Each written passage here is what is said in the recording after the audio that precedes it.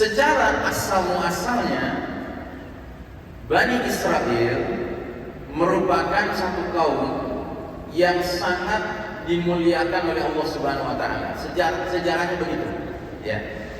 Sehingga diabadikan misalnya di ayat Allah berfirman di surat Al-Baqarah ayat 122, "Ya Bani Israil, dzkuru ni'mati allati an'amtu 'alaikum wa anni faddaltukum 'alal 'alamin." Wahai Bani Israel, ingatlah nikmatku yang telah kuberikan kepada kalian dan aku telah melebihkan kalian di atas semua umat lainnya di alam ini pada masa tersebut. Ya.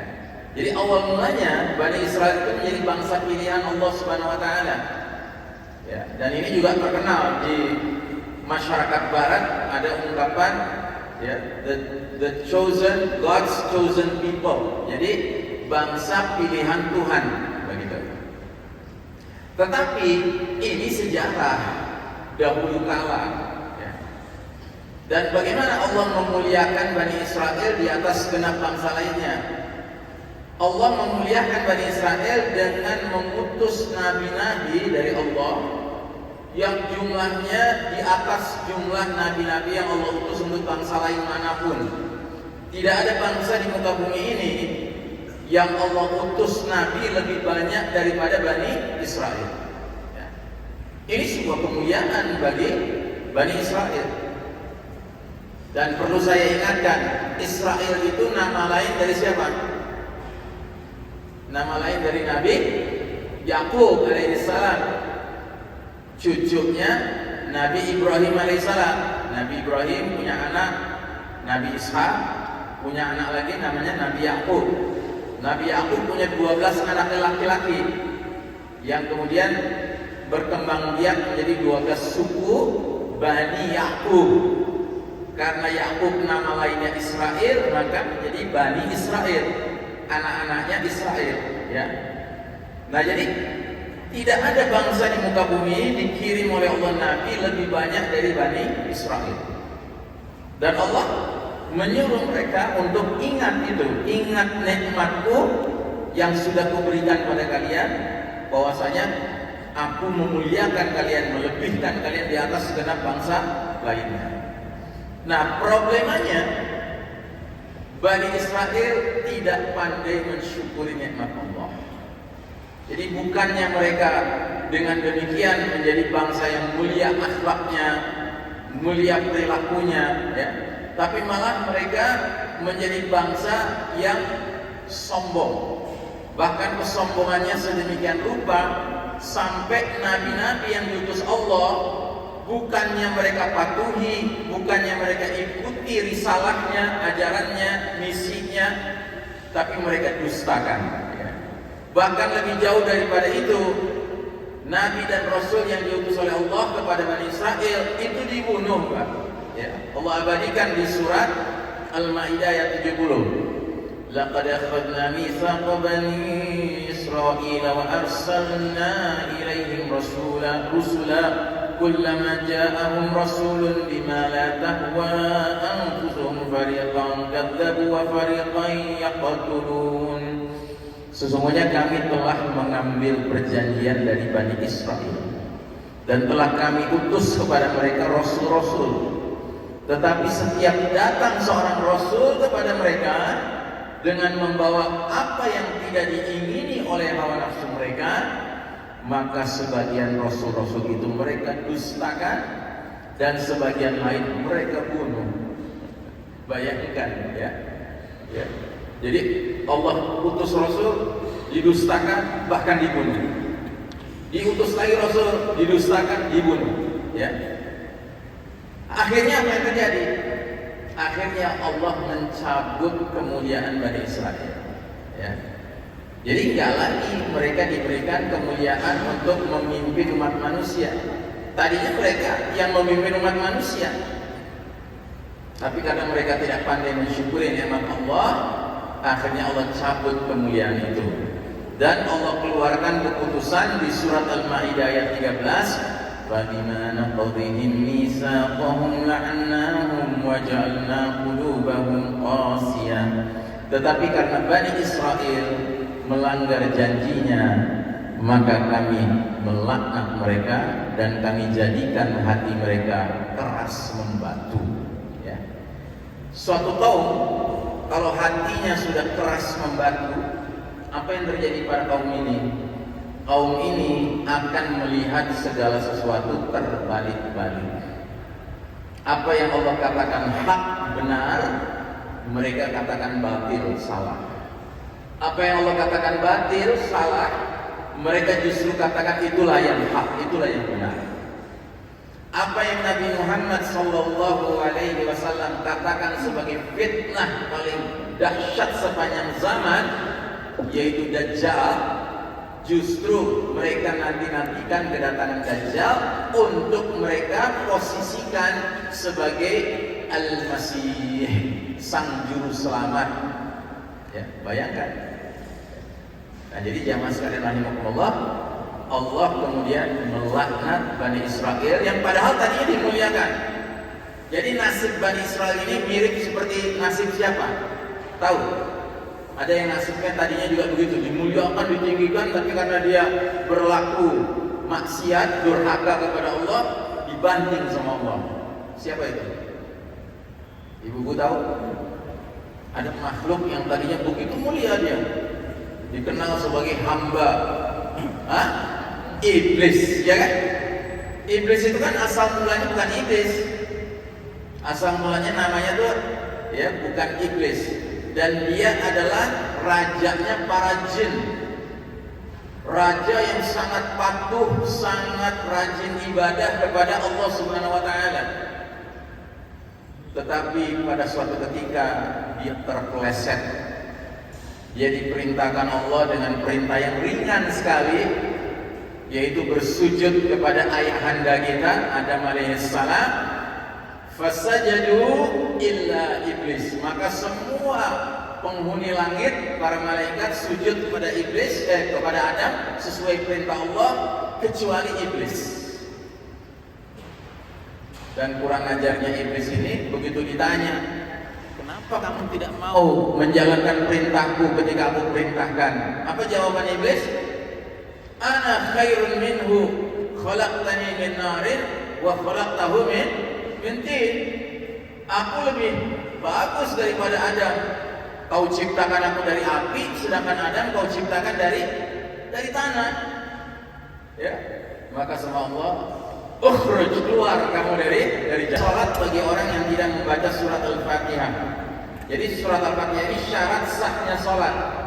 Dan ternyata dalam surat Al-Fatihah itu ada kalimat di mana kita menyatakan ihdinas siratal mustaqim, tunjuki kami jalan yang lurus. Jalannya mana?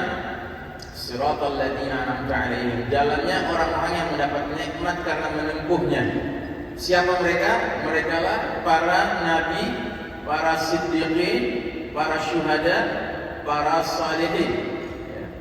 Nah, sementara melalui surat Al-Fatihah pula kita diminta oleh Allah menegaskan ghairil maghdubi alaihim, ya Allah jangan masukkan kami ke dalam golongan orang-orang yang kau murkai, waladhdallin, jangan pula masukkan kami ke dalam golongan orang-orang yang kau sesatkan.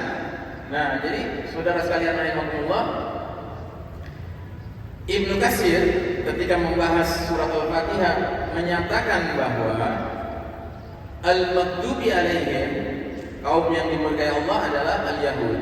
Ya, sesuai dengan hadis Nabi di mana seorang sahabat bertanya, "Ya Rasulullah, man humul maghdubi alaihim?" Siapa mereka yang dimurkai Allah ya Rasulullah? Kata Nabi, humul Yahud. Mereka adalah bangsa Yahudi, ya.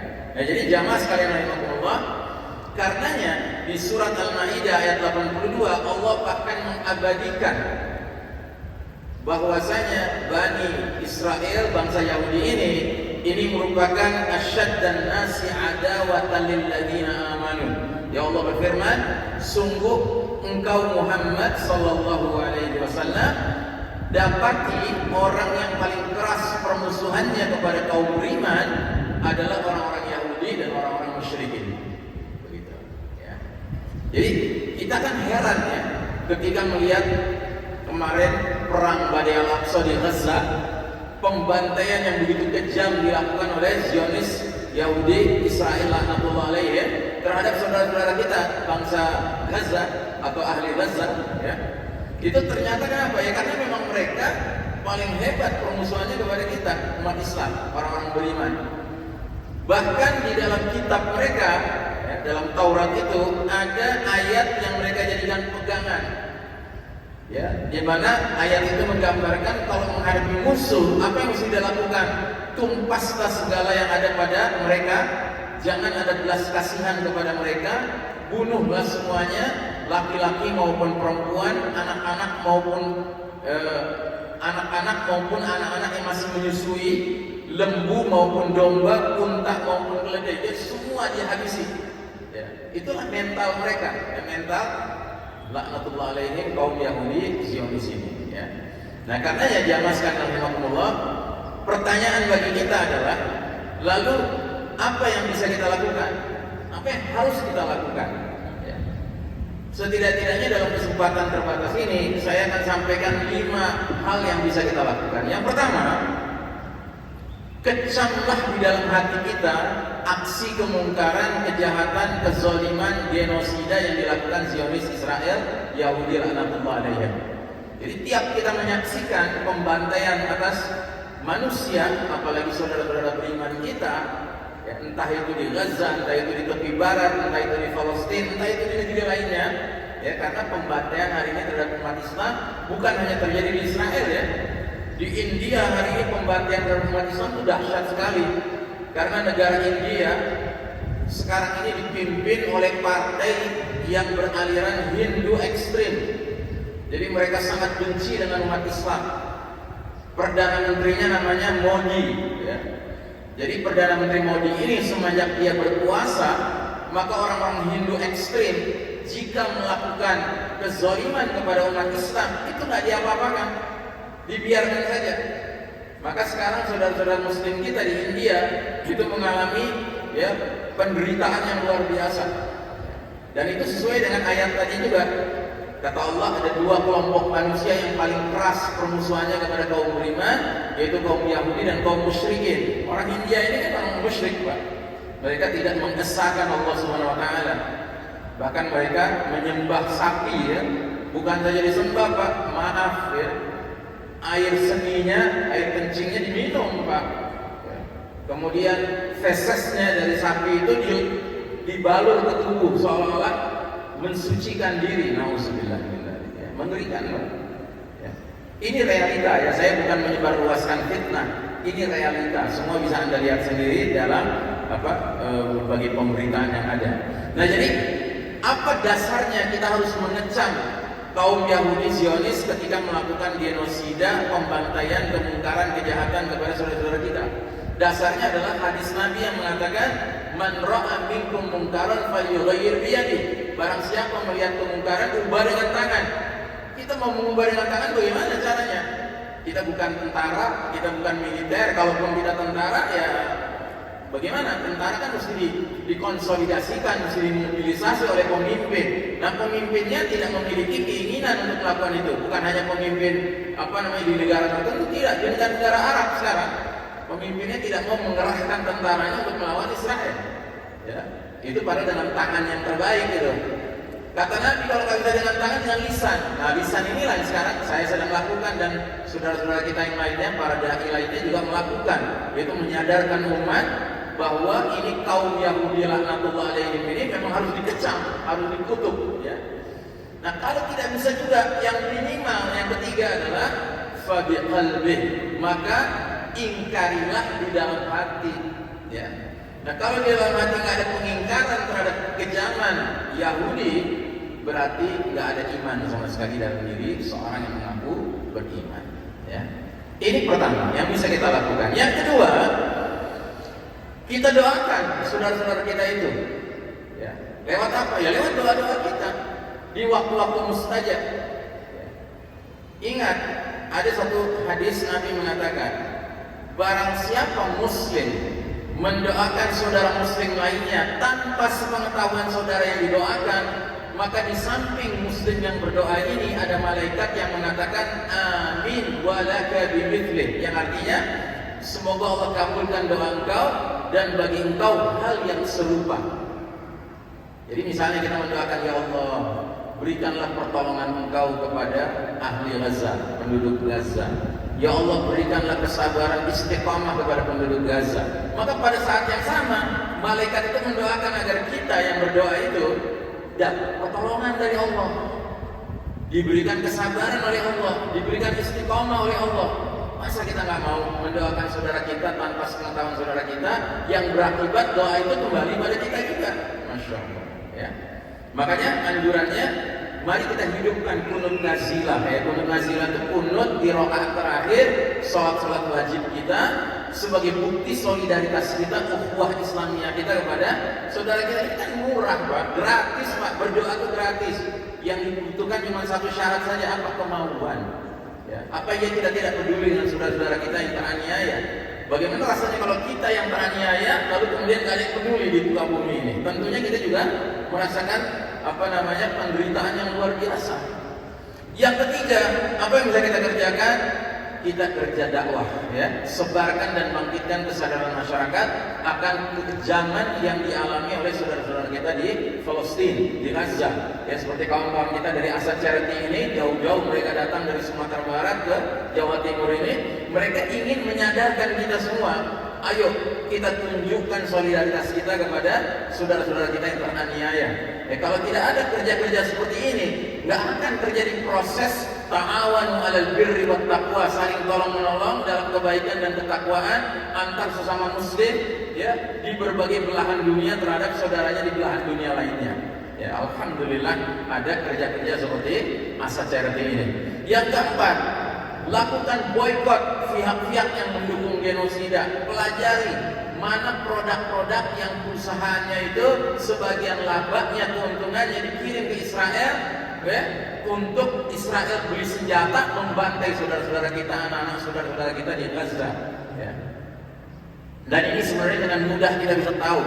McDonald's, ya, produk-produk Unilever, Pizza Hut, Starbucks, ini semua adalah produk-produk yang sesungguhnya perusahaannya itu sebagian keuntungannya mereka kirim ke Israel, Pak, untuk beli senjata membunuh anak-anak saudara-saudara kita, ya. Jadi kita lakukan boykot, dan alhamdulillah boykot yang dilakukan umat Islam di seluruh dunia telah menyebabkan kerugian yang luar biasa bagi banyak perusahaan. Yang paling besar terkena dampaknya adalah McDonald's.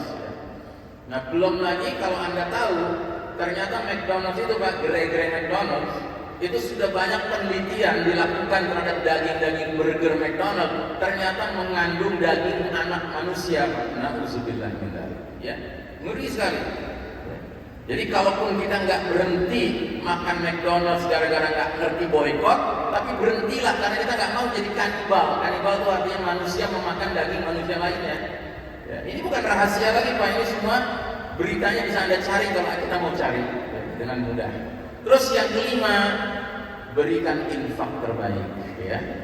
Ketika Anda memberikan infak, Allah tidak melihat jumlah yang Anda berikan. Allah melihat persentase dari apa yang Anda berikan, dari apa yang Allah berikan kepada Anda.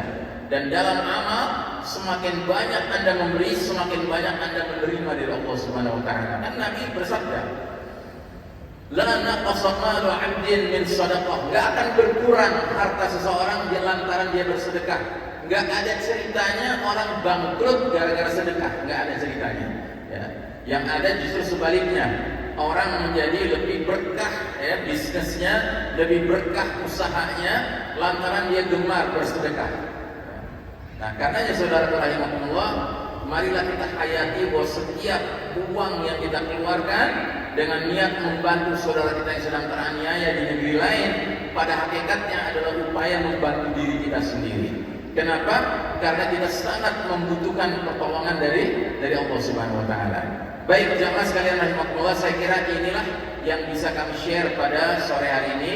Mudah-mudahan yang sedikit ini bisa membangkitkan kesadaran kita untuk menjadi umat yang peduli dengan sesama saudara kita lainnya yang sedang mengalami kesulitan, apalagi kesulitannya dalam bentuk penganiayaan, penzoliman, dari musuh utama umat Islam, yaitu kaum Zionis, Yahudi, Israel, laknatullah alaihim.